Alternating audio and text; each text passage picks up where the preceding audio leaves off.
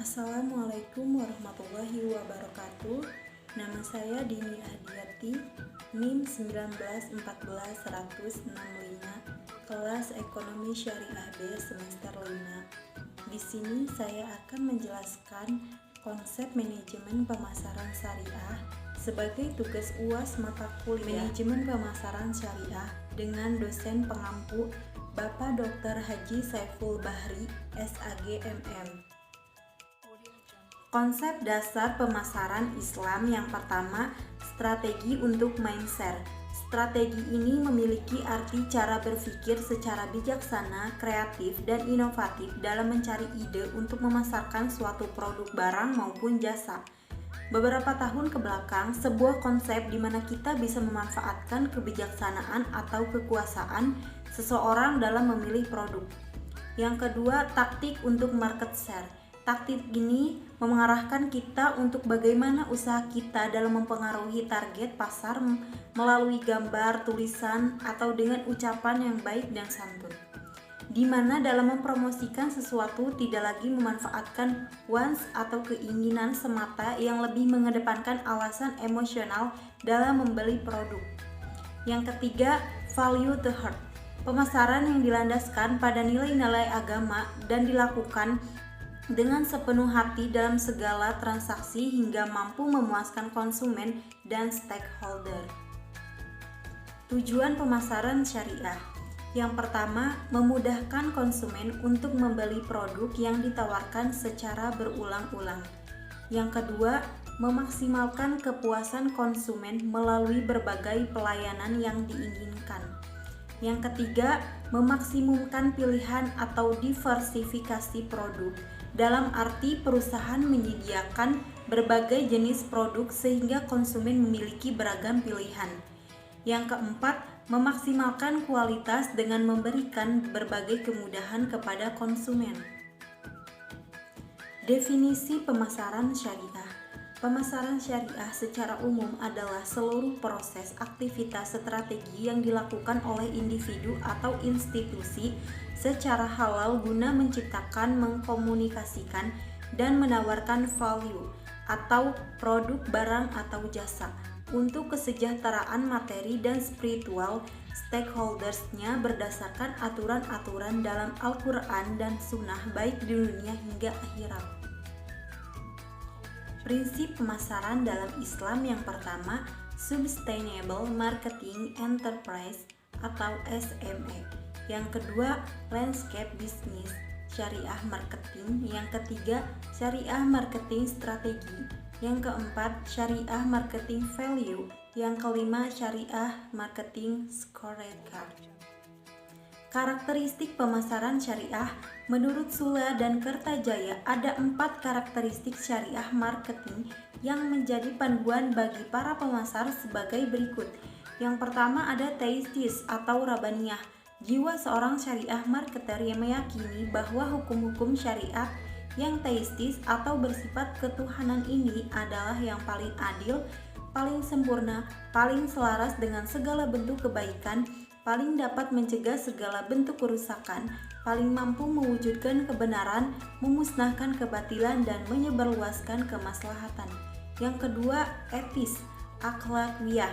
Keistimewaan lain dari syariah marketer selain karena teistis atau rabaniyah juga karena ini sangat mengedepankan masalah akhlak, moral, atau etika dalam seluruh aspek kegiatannya, karena nilai-nilai moral dan etika adalah nilai yang bersifat universal yang diajarkan oleh agama.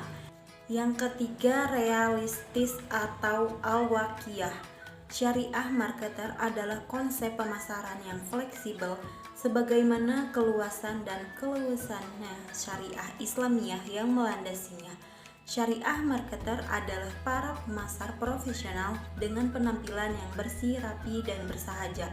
Apapun model atau gaya berpakaian yang dikenakannya, bekerja dengan mengedepankan nilai-nilai religius, kesalehan, aspek moral, dan kejujuran dalam segala aktivitas pemasarannya.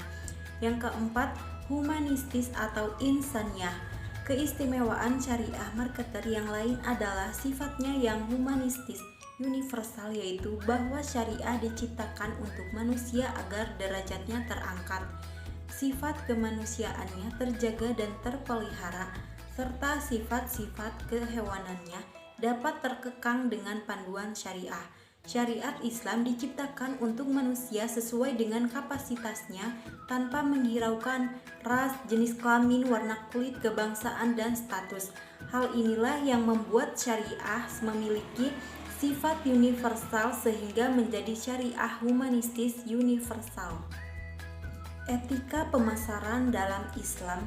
Dalam menerapkan etika pemasaran harus sesuai dengan tujuan ekonomi Islam, yaitu mencari pemuasan berbagai keperluan hidup manusia baik pribadi maupun masyarakat secara keseluruhan. Etika ekonomi yang dikehendaki dalam Islam adalah perilaku sosial ekonomi yang harus sesuai dengan ketentuan wahyu secara fitrah dan akal pikiran manusia yang lurus. Peranan informasi pemasaran. Yang pertama, meningkatkan efisiensi operasional investasi dalam teknologi sistem informasi dalam menolong operasi perusahaan menjadi lebih efisien. Efisiensi operasional membuat perusahaan dapat menjalankan strategi keunggulan biaya atau low cost leadership. Yang kedua, memperkenalkan inovasi dalam bisnis penggunaan Automated Teller Machine atau ATM dalam perbankan merupakan contoh yang baik dari inovasi teknologi sistem informasi. Dengan adanya ATM, bank-bank besar dapat memperoleh keuntungan strategis melebihi pesaingnya.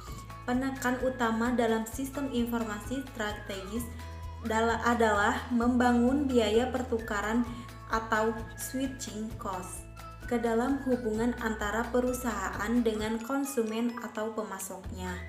Yang ketiga, membangun sumber informasi strategis. Teknologi sistem informasi membuat perusahaan mampu untuk membangun sumber informasi strategis sehingga mendapat kesempatan dalam keuntungan strategis.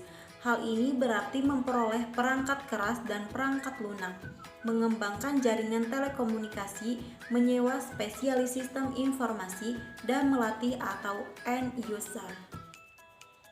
Ruang lingkup informasi pemasaran. Ruang lingkup sistem informasi ditentukan dari awal pembuatan yang merupakan garis batas lingkup kerja sistem tersebut, sehingga sistem informasi yang dimaksud tidak bersinggungan dengan sistem informasi lainnya. Ruang lingkup sistem informasi manajemen sebenarnya bertuang pada 3 kata pembentukannya, yaitu sistem, informasi, dan manajemen. Sistem informasi pada masa sekarang mengalami masa keemasan karena sistem ini merupakan salah satu vitalitas yang sangat diperlukan. Hal ini disebabkan sistem informasi manajemen dapat memberikan masukan serta mampu membantu para manajer dalam mengambil keputusan ataupun pengelolaan suatu pekerjaan dengan memerlukan teknologi informasi. Komponen dalam sistem informasi. Yang pertama, komponen sistem informasi manajemen secara fungsional adalah seluruh komponen yang berhubungan dengan teknik pengumpulan data, pengolahan, pengiriman, dan penyajian informasi yang dibutuhkan untuk manajemen. Yang kedua, komponen sistem informasi disebut blok bangunan atau building block. Yang ketiga, komponen sistem informasi secara fisik adalah keseluruhan perangkat dan peralatan fisik yang digunakan untuk menjalankan sistem informasi. Strategi marketing. Strategi pemasaran adalah upaya untuk memasarkan produk baik berbentuk barang atau jasa melalui penggunaan rencana dan model strategis tertentu. Untuk meningkatkan penjualan, upaya tersebut bisa berupa menarik, mempertahankan, dan menambahkan pelanggan. Tujuan perusahaan adalah agar bisa menjual produk atau jasa dalam jumlah lebih banyak lagi. Strategi penetrasi. Strategi penetrasi pasar merupakan Strategi untuk mendapatkan revenue growth dengan cara memfokuskan diri pada penjualan produk-produk yang sudah ada pada pasar atau sedang digarap. Strategi pemasaran hanyalah sebuah cara perusahaan merencanakan untuk mencapai tujuan pemasarannya dengan mementingkan pada segmen pasar tertentu untuk mencapai seutuh tujuan perusahaan. Strategi bauran pemasaran atau marketing mix strategi. Strategi bauran pemasaran atau marketing mix adalah kombinasi dari variabel atau kegiatan yang merupakan inti dari pemasaran. Hal ini berarti bauran pemasaran merupakan kumpulan-kumpulan variabel-variabel yang dapat digunakan perusahaan untuk mempengaruhi tanggapan konsumen. Sehingga dengan adanya variabel-variabel yang digunakan perusahaan, maka akan menciptakan suatu kombinasi yang memberikan hasil maksimal. Produk atau produk, price atau harga, place atau tempat.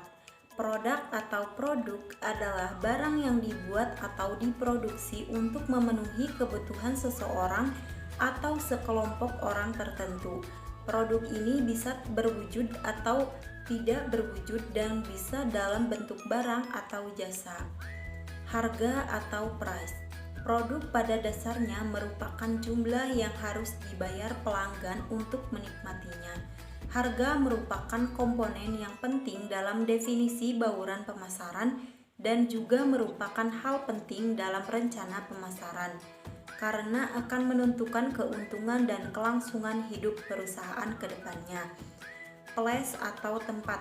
Penempatan atau distribusi merupakan bagian yang sangat penting. Perusahaan harus memposisikan dan mendistribusikan produk di tempat yang mudah diakses oleh pembeli potensial.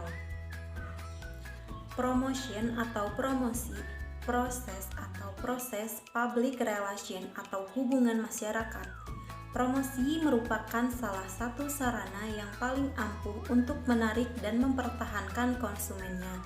Salah satu tujuan promosi perusahaan adalah menginformasikan segala jenis produk yang ditawarkan dan berusaha menarik calon konsumen yang baru.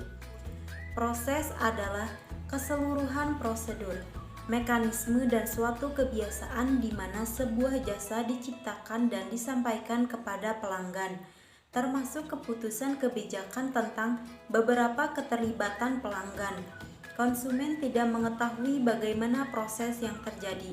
Yang terpenting adalah jasa yang diterima harus memuaskan. Public relation atau hubungan masyarakat. Tidak sedikit perusahaan yang memanfaatkan dan menggunakan public relation.